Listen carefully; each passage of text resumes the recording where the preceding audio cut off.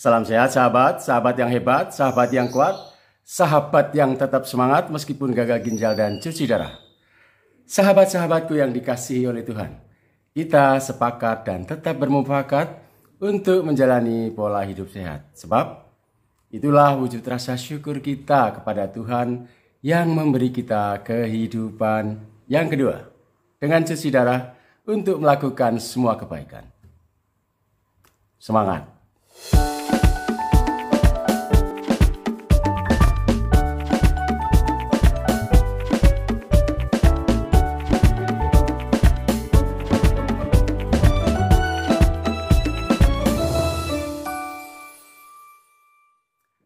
Sahabat, saya harus mohon maaf ya, karena ternyata dari beberapa unggahan saya yang lalu, itu masih terlalu rumit mengenai cuci darah. Ya, mengenai apa yang terlihat di monitor mesin cuci darah.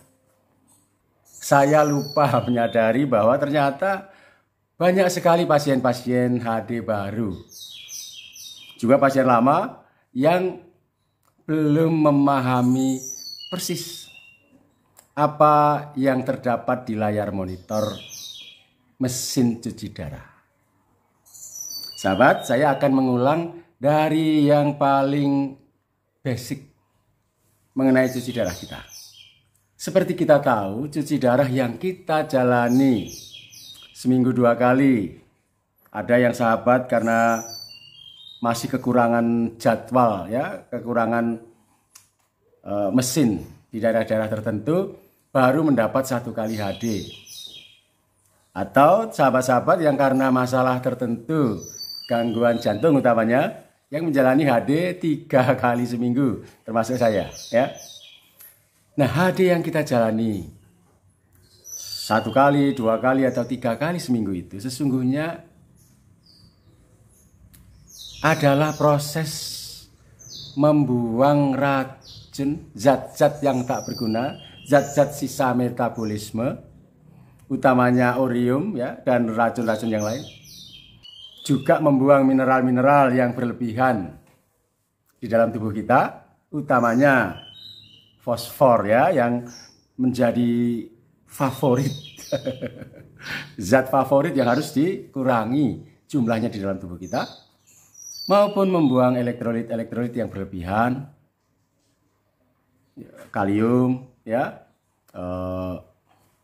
natrium, dan yang kedua adalah membuang kelebihan cairan. Jadi utamanya proses cuci darah itu yang kita jalani itu, 1, membuang sisa metabolisme dan zat-zat yang berlebihan di dalam tubuh kita. Yang kedua, proses membuang kelebihan cairan. Proses pertama membuang zat-zat yang berlebihan itu disebut difusi. Proses yang kedua disebut ultrafiltrasi. Jadi ultrafiltrasi itu adalah proses pembuangan cairan. Nah, di mesin HD kita, saya contohkan mesin Nipro karena sejak pertama saya menggunakan Nipro ya. Di mesin HD kita ada tertulis UF Gold, UF Red, UF Remove. Kali ini ya, saya akan mendiskusikan mengenai 3 hal itu. UF Gold, UF Red, dan UF Remove. Apa sesungguhnya yang kita alami dalam proses cuci darah dengan 3 hal itu? 3 hal itu adalah hal yang paling penting dan mendasar yang menentukan sukses dan tidaknya cuci darah kita.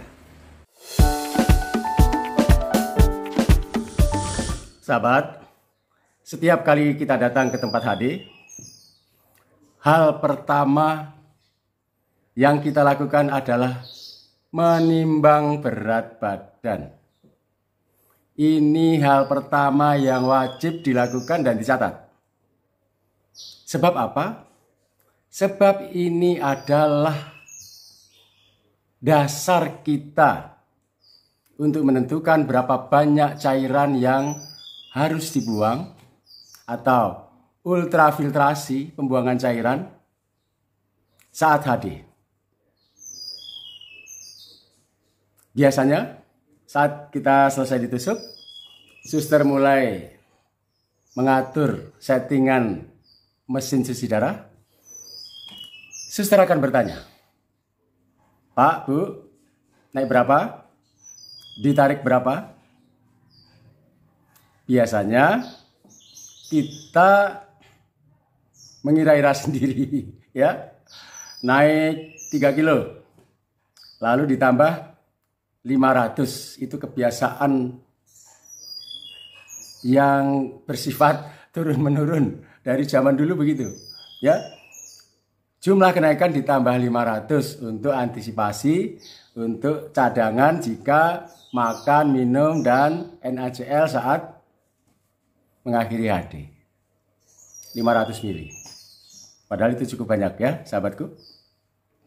Nah, apakah kita boleh menentukan sendiri sesuka kita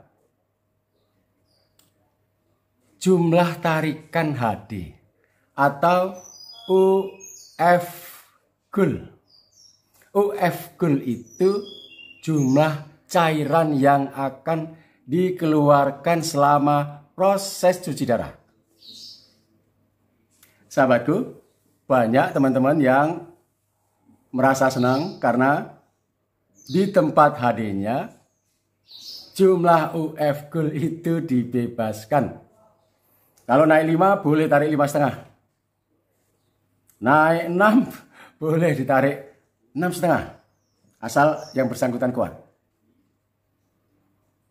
Apakah begitu aturannya?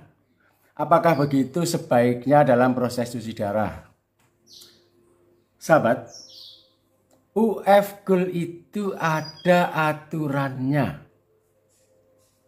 Jika kita ingin sehat dalam waktu yang panjang. Kalau kita ingin bertahan sehat dengan HD, ya, yang pertama harus diatur adalah UF GUL. Ingat, UF GUL harus diatur, dikendalikan, bukan dibebaskan. Ya, bagi pasien cuci darah tidak ada kata khilaf, minta maaf, naiknya kebanyakan karena kemarin panas dan seterusnya. Tidak. Kita harus mawas diri, insaf, bahwa ginjal kita sudah tidak mampu lagi membuang cairan, tubuh kita penuh keterbatasan, paru-paru kita bisa bengkak, bisa penuh cairan, udem paru-paru, efusi pleura, infeksi paru-paru karena cairan. Jantung kita bisa bengkak karena cairan. Dan organ-organ tubuh kita yang lain bermasalah karena cairan. Itu sebabnya harus dikendalikan. Ada aturannya. Ada aturan untuk menentukan UF GUL. Aturannya pada edisi yang lalu sudah saya sebutkan, tetapi akan saya ulang lagi supaya lebih jelas, lebih mudah dimengerti.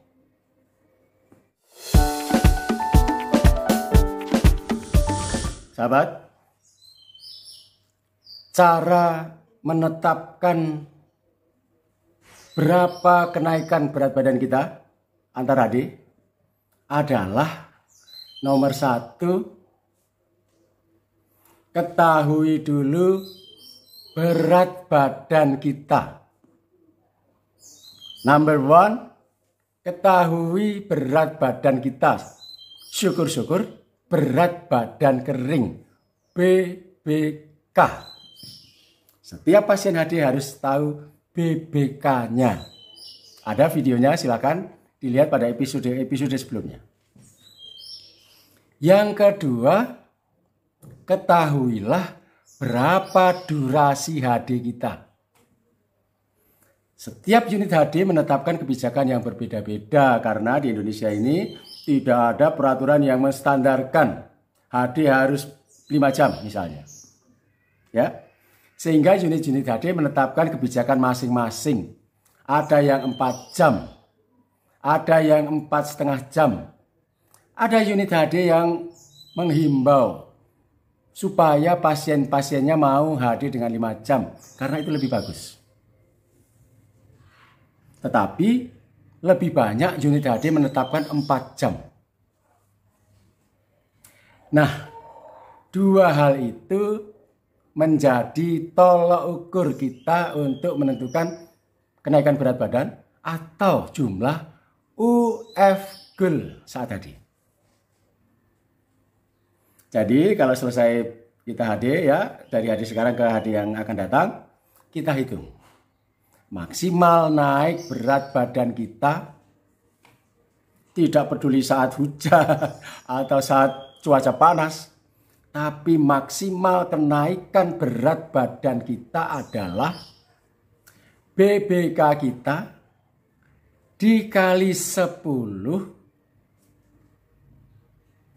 dikali durasi HD. Maksimal kenaikan berat badan kita antar HD, maksimal tidak boleh lebih, adalah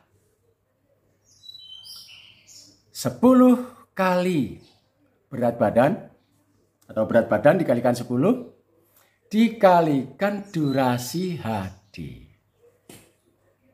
Jadi sebagai contoh, kalau berat badan sahabatku 50, maka antar HD itu kalau nimbang ya, kalau nimbang ada maksimalnya, yaitu 50 kali 10 sama dengan 500 kali 4 kalau HD-nya 4 jam. Atau 50 kali 10 kali 4,5 jam kalau HD-nya 4,5 jam. Atau maksimal 50 kali 10 kali 5 jam kalau HD-nya 5 jam. Itu maksimal kenaikan berat badan kita.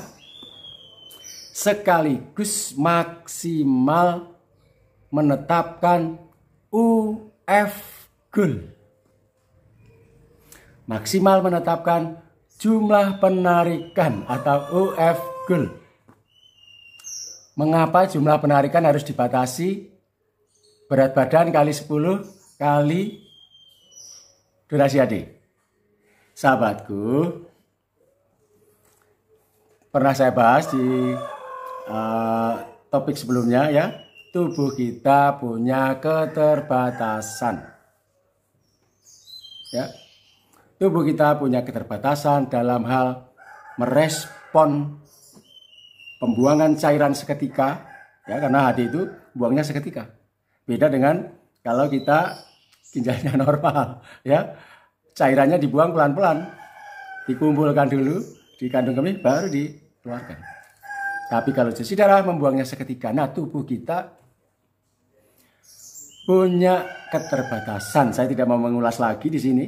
Ya, yang penting sahabat-sahabatku tahu batasan utamanya, yaitu 5 kali 10 kali durasi HD. Itu untuk kita menjaga tubuh kita, jantung kita, pembuluh darah kita yang mempunyai keterbatasan. Itu mengenai UF goal.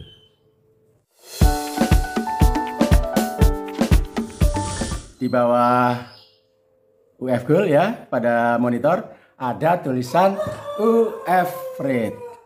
Nah, UF rate ini juga meskipun sudah saya bahas ya sebelumnya, tapi masih banyak teman-teman yang belum memahami bedanya UF goal dengan UF rate. UF goal itu jumlah cairan keseluruhan yang akan di-remove, yang akan dibuang selama proses HD 4,5 atau 5 jam. Kalau UF rate itu jumlah cairan yang dibuang setiap jam. Kita tidak usah mengatur UF rate. UF rate itu nggak bisa diatur ya. Yang ngatur UF rate itu monitor ya, dengan memasukkan UF goal dan durasi HD ya, jumlah penarikan cairan dan waktu HD nanti akan muncul sendiri di bawah di monitor itu UF rate-nya berapa, rata-rata penarikan cairan setiap jam berapa. Tapi sahabatku, kita perlu mengetahui, perlu diplototin UF rate kita berapa. UF rate kita tidak boleh melebihi 10 kali berat badan. Jadi kalau berat badannya 50, UF rate-nya maksimal 0,5 atau 500 ml per jam. 0,5 liter per jam. Setiap jam cairan yang boleh dibuang dari tubuh kita itu maksimal 10 kali berat badan. Ada yang bertanya, kalau ternyata UF rate-nya lebih gimana Pak? Settingannya gimana? Nah, kalau UF rate-nya lebih berarti di atasnya itu UF goal-nya itu ketinggian. Harus dikurangi. Tapi selama masih memenuhi syarat maksimal tidak akan berlebih ya. Memang lebih baik UF goal maupun UF rate itu di bawah ketentuan maksimal.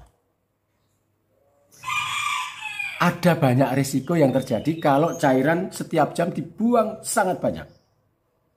Yang pertama, menyebabkan drop tensi. Tekanan darah kita bisa drop sebelum jam-jam berikutnya. Ya, sahabatku, banyak kejadian baru jam ketiga sudah drop. Baru hadir jam keempat sudah drop. Padahal harusnya 5 jam misalnya. Baru 2 jam sudah drop, sudah keringat dingin. Itu pasti karena UF rate-nya ketinggian. Buang cairannya setiap jam kebanyakan.